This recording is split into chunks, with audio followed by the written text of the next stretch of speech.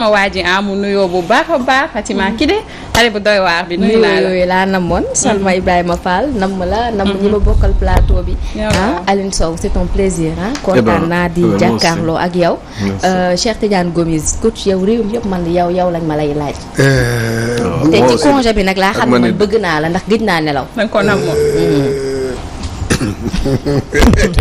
non ak man tamit dañuy laaj ba ci garage mécanicien ba. dañ la koy laaj. waaw wallaahi sama numéro bi dee ko joxe. dee ko joxe. wóorul.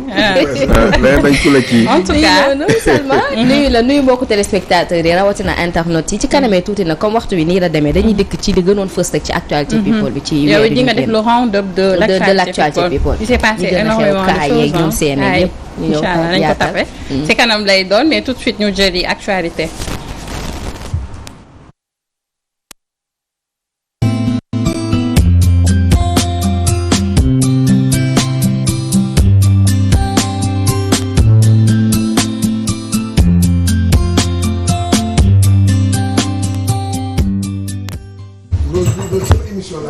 ayca donc ñu ngi ci actualité sopp la donc yow it nga war a waxtaanee ay ponk yu am solo mais ñu fas yéene koo tàmbali ak li nga xamante ne moo di élection législative yi donc ngay wax dépôt des listes et combat de titan bi nga xamante ne jamono ji rek moom la ñu dëgg ma. oui c'est vrai lu olof di wax comment dire wuré ba dem na këng déposé nañu liste comment tu dis waxi mag dem day caali waaw boobu moom xaw ma ko mais ba tey benn la rek waxi mag dem day caali fan xam naa caali bi nekk Thiès de xam naa waaw mais juste pour dire que ni dégg nga maam c'est parti. C'est parti. Il y avait à peu près il y avait beaucoup de listes quelques dizaines de listes mais apparemment 15 rek la ñu jot a déposé. Comme délai bi c'était à minuit et ben je crois que léegi ci 15 yooyu la ñuy seet ñan ñoo ci légal yan dépôt ñoo baax. ñu valider ko définitivement. Comme ça on saura encore une fois définitivement lan ñan ñooy dem kiyante jongante bi et ben ci prochaine élection législative yi nga xam ne ça se fera le 31 juillet 2022 xam ne dañuy renouveler waat l'Assemblée nationale donc du Sénégal. Assemblée nationale boobu nga xam ne nag dañ ko nar a renouveler et ben dafa nar a tàng loolu moo tax ma ne ça va être des combats de titans. Titans pourquoi parce que en voilà Yewwi Askan Wi donc qui va être justement dirigé ou piloté par justement celui qui est naturellement considéré comme le patron de l'opposition et qui s'appelle donc Ousmane Sonko. Et puis de l'autre côté aussi la coalition du pouvoir yi nga xam ne ñoom ñoo justement dañu jiital une dame expérimentée une dame justement qui a été l'une des 2 premières femmes yi nga xam ne ñoo mës a nekk premier ministre du Sénégal qui a été justement fonctionnaire international, beaucoup d'expérience justement avec des gens donc de l'étranger, surtout les chefs d'État mais surtout ci organismes internationaux yi qui va justement diriger justement cette liste de Benno Bokk Yaakaar. Mais aussi à rappeler que cette dame aussi elle a été à un moment donné virée et puis à la limite même presque lâchée par le président Macky Sall. Comment elle a su faire pour revenir justement dans la confiance présidentielle. De l'autre côté aussi principalement le candidat de l'opposition principalement Ousmane Sonko comment les gens ont eu à discuter pour teg ko ba mu jiitu parce que am na ñoo xam ne je ne sais pas si vous en souvenez il y a quelque temps ils en parlaient quand ils disaient que ni pourquoi Khalifa Sall mooy nekk suñu jiit ici je disais que ni peut-être waxu politique la rek mais en temps utile on saura que il faudrait pas prendre certains risques pour déposer ay listes yoo xam ne buñ ko rejeter après ce sera définitivement mal barré pour ñoom. Donc finalement ils ont été conscients et réfléchis et jël nañu seen responsabilité jiital Ousmane Sonko et je trouve que c'est tout à fait logique et naturel parce que Ousmane Sonko moo war a jiite élection justement législative parce que moom moo fi am score moom moo fi am le profil pour diriger Yewwi Askan Wi avec d'autres autour mais jeexul. Il y a un autre il y a beneen coalition boo xam ne ça me paraît intéressant boo xam ne ça va être la coalition à mon sens qui serait éventuellement man que je pourrais appeler la coalition de la troisième voie mooy ñan mooy Aar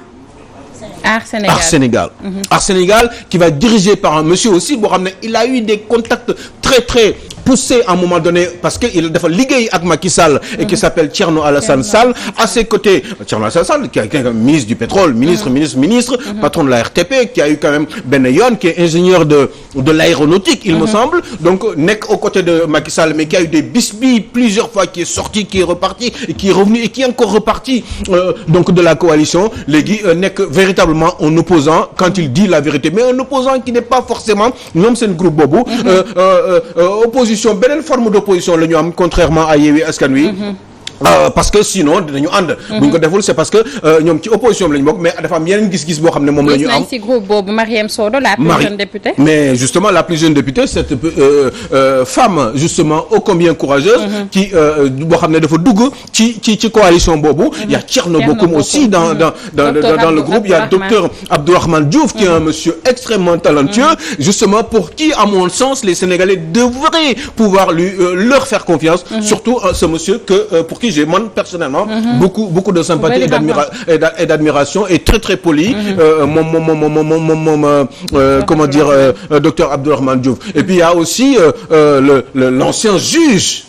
Juge Dème moom tamit ci groupe boobu la bokk ak ñeneen ñoo xam ne man je pense que ni figure yi génn léegi nii Sénégalais mën nañ si teg seen bët xool def en sorte qu'il y ait justement une nouvelle façon d'assumer sa députation au niveau de cet hémicycle qui est l'Assemblée nationale. Une éventuelle collaboration entre Yewwi ak Wallu dans certaines localités. Mais dans certaines localités justement Yewwi ak Wallu bon c'est vrai que am nañu seen i liste différentes. ñaari liste mais ci yenn départements yi pour des raisons justement stratégiques politico-stratégiques ñoom dañu fi def seen kiiw bopp pour mën a bon évidemment am na benn terme boo xam ne Youssou Ndour moo ko fi génne woon gars yi je crois que ñu ngi koy génneewaat pour teg stratégie boobu mooy li ñuy wax opération donc wër ndomb boobu moom la ñu bëgg rek ci yenn département yi pour être sûr que ni dinañu mën a dóor benn bokk yaakaar ci zone yooyu donc ils ont pensé que ni ñoom il fallait que ñu sceller seen relation mais autant qu'il fallait tout faire d'un seul coup comme ça benn yoon bu fekkee dañuy coalition nañ ko def benn yoon mu mën sëkk sinon ça risque de pouvoir créer des bisbilles bu fekkee ni ils se retrouveront à l'Assemblée nationale et je sais de quoi je parle puisque dans un avenir très proche vous en rendrez bien compte sauf que vous auriez oublié que waxoon naa ko fi mais une chose est sûre booy xool ni élection yi da nga naan mais et après waaw bu campagne jaaree ba élection yi jàll qu'est-ce qui pourrait éventuellement se passer ñaari solution moo am ou Macky Sall avec justement sa majorité rempile pour continuer à assumer une majorité à l'Assemblée nationale ou alors à ce moment-là on a ñu ngi koy wooyee une convergence de majorité mooy pouvoir exécutif bi ak pouvoir législatif bi ànd nañu mais dans le cas contraire il y aurait dans le cas justement dans l'hypothèse d'une cohabitation eh bien ça serait ce qu'on appelle une divergence de majorité dafa am histoire nag mais ñaar yooyu Aliou Sow ban moo la si gënal démocratiquement parlant mais xam nga bi ma si gën ça c'est la question piège parce que moi j'ai toujours pensé que ni dëkk dañ ko war a stabiliser et pour cela il faut qu'il y ait ce qu'on appelle man personnellement si li ma xalaat une rationalisation de la vie politique rationalisation boobu nag pour mu mën a am il faut que mu am ay convergence par rapport entre l'exécutif ak le pouvoir législatif c'est d'une évidence que ni parce que man am naa toute expérience sous cohabitation parce que moi boobu ñu ngi doon jàng aussi et puis on a beaucoup suivi ce qui s'est passé entre Lionel Jospin et Jacques Chirac. On a suivi aussi un petit peu c'est vrai qu'on était un peu plus jeunes on a suivi aussi François Mitterrand et Jacques Chirac. On a suivi aussi Édouard Balladur avec donc le président François Mitterrand. Donc ça fait que ni foofu c'était très très difficile pratiquement le président de la République était était complètement totalement isolé dañ ko bàyyi. Il s'occupait que de la politique étrangère et il ne faisait que signer justement les actes qui provenaient justement de l'Assemblée nationale par rapport ak bi nga xam ne moom ce premier ministre bi nga xam ne moom moo am majorité foofu moom moo doon pratiquement gouverner la politique intérieure ce qui fait que ne politique étrangère bi c'était pratiquement dañ ko doon partager da nga daan gis sax bu ñuy ànd di dem à l'étranger ñoom ñaari président bi ak premier ministre ñooy ànd parce que président bi mënul wax foofu loo xam ne premier ministre bi validé wu ko et là on rentrait véritablement dans un véritable régime parlementaire et c'était difficile mais ils arrivaient à gérer ça parce que seen niveau de développement ak seen niveau de maturité politique faisait en sorte que ça se passait bien à peu près bien mais difficilement avec un président de la République qui est élu directement au suffrage universel mais qui était totalement isolé pendant toute la période de la cohabitation donc ça fait que c'était très difficile pour François Mitterrand c'était aussi très difficile pour Jacques Chirac sauf que moom pour le cas de Jacques Chirac qu'est-ce qu'il a fait mooy après bi mu dooree bi élection présidentielle amee moom son premier ministre d'alors qui s'appelait Lionel Jospin moom dafa jàkkaarloog moom nekk candidat aussi ci élection présidentielle yi Jacques Chirac pour un deuxième mandat son premier ministre bëgg récupérer présidence de la République bi parce que gouverneur 5 ans isolé na ko mais bi élection yi demee Jacques Chirac dafa ñëwaat door Lionel Jospin dàq ko indi beneen premier ministre bu bees avec une nouvelle majorité boo xam ne daf ko convenir maanaam une convergence de majorité léegi de ce fait que ni ça s'est passé jusqu'à justement que le président Jacques Chirac termine son mandat mais ñun loolu may expliquer nii yëpp dama bëgg xam ndax ñun mën nañ ko def est-ce que mën nañ ko def foofu laa bëggoon ñëw boo gisee ma leen wax yëpp waaw ngeen xam voilà après ñu xam ndax ñun mën nañ ko ñëw waaw est-ce que tey jii man xam nga loolu mësul am Sénégal est-ce que tey jii ci moment bii est-ce que loolu ñun maanaam mature nañu pour mën ko gérer. Je vais vous dire pourquoi ça va être difficile. waaw te li may wax ni c'est dommage parce que damay bëgg di am ay spécialistes pour ñu jàkkaarloog man. pour que Sénégalais ñuy déglu ñu pour vous dire que ni à quel point ça serait extrêmement difficile. ñun duñu spécialiste. non xam nga non déet moo tax nga may laaj. non xam nga peut-être xam nga man li nga xam ci sport xëy na xamuma ko. non spécial non yow ku kenn du wax sport Sénégal te jegewul non xam nga lu tax parce que des fois ay nit dañuy ñëw taxaw di weddi li may wax ni te man des fois bëgguma loolu man damay bëgg nit ki di jàkkaarloog man comme ça muy leer dama bëgg ay oppo parce que li may wax en réalité daf ma wóor yaa ngi dégg pour dire fan laa bëggoon ñëw bi nga ma coupé noonu parce que j'étais dans un élan est-ce que ce sera possible au Sénégal est-ce que ce sera possible parce que finalement booy xool au Sénégal xam nga par exemple pour le cas de la France bi nga xam ne fa la ñu jëlee suñu constitution xam nga dañu ne ci constitution France je crois que c'est l'article 20 côté boobu la ci constitution France qui dit que le premier ministre conduit et détermine di leen baax la leen di wax le premier ministre conduit bu mu mën a wax ci olof ko ndax Sénégal dégg ko le premier ministre conduit et détermine la politique de la nation. D'accord. Il conduit, il détermine d'abord. moo koy déterminer xool politique de la nation nu mu koy defee. ba pare conduire ko moom la politique de la nation. Mais au Sénégal le premier ministre il ne fait que conduire la politique de la nation. Il ne la détermine pas. C'est vrai. dégg nga li ma wax. waaw léegi au Sénégal c'est le président de la République qui détermine la politique de la nation. C'est le président de la République qui nomme aux emplois civils et militaires. Premier ministre bi il est là juste pour un contre-seing maanaam président bu décidé dara. il faut mu contresigner ko mais dans l'hypothèse où il a une majorité à l'Assemblée nationale qui lui est lui premier ministre favorable. et favorable également au président de la République bi nga xam ne moom moo fi teg premier ministre boobu par décret. D'accord waaw léegi bés bu premier ministre boobu. ne àndul ak Macky Sall.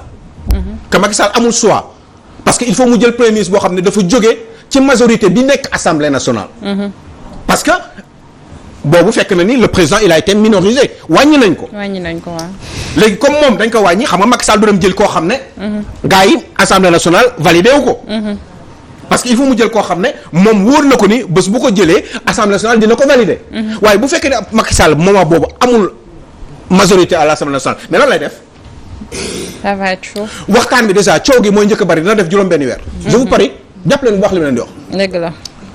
mooy kii ngeen di jël kii machin kii d'accorduma parce que il faut ñu waxtaan ci bu boobaa. parce que sinon moom lépp lu mu teg comme politique bu ñëwee Assemblée nationale gars yi dañ koy rejeter. je crois qu'il a le droit bu coow baree mu gouverner par ordonnance mais est-ce qu'il a le droit de dépasser 14 ordonnances selon la constitution il faut ñu dem wari ko. mais am na benn limite. D'accord. Mais après cela qu'est-ce qu'il va faire ci ñaari at yi ko dese. ça va être très très compliqué. il faut oser le dire donc que mijote-t-il problème de troisième mandat ñu ngi koy posé jamono ji moo nekkoon ce deuxième point. Bah oui ça ferait une belle transition même si je n'ai pas terminé ma réflexion dans le fond mais comme on n'a pas le temps tu as bien fait de nous faire parvenir justement cette transition par rapport à justement ce que pourrait éventuellement mijoter le président Macky Sall dans justement ce qui pourrait lui rester de son avenir politique. Mais quel est l'avenir de politique Macky Sall parce que nag dafa am yoo xam ne dafa commencé di douter loo gars yi. bëgg démb. dogguma la ci avenir politique boobu. bu subaa xam naa ne waxtu wi daf ñoo xool. waaw bien sûr ma ci avenir politique gu Mimi Touré. oui parce que xam nga lu tax mais justement xam nga Mimi Touré bon évidemment dàq na ko machin humilier na ko jël na benn waay boo xam ne Mimi Touré da ko doon xeexal sax ci moom mu ñëw ne ko soxna si man li ma bëgg waa ji il faut ma calmer ko donc yow je suis obligé de te sacrifier mais est-ce que Macky Sall moi bi muy sacrifier Mimi Touré moi boobu mi ngi xalaat ni un jour après c'est pour faire justement décrédibiliser la personne de Idrissa Seck pour après définitivement comment dire le calmer téye ko quoi contrôler ko politiquement pour que après faire revenir encore Mimi Touré lan la c'est quoi lan moo xewoon quoi qu'est-ce qui s'est passé en tout cas c'est très très compliqué et une chose est sûre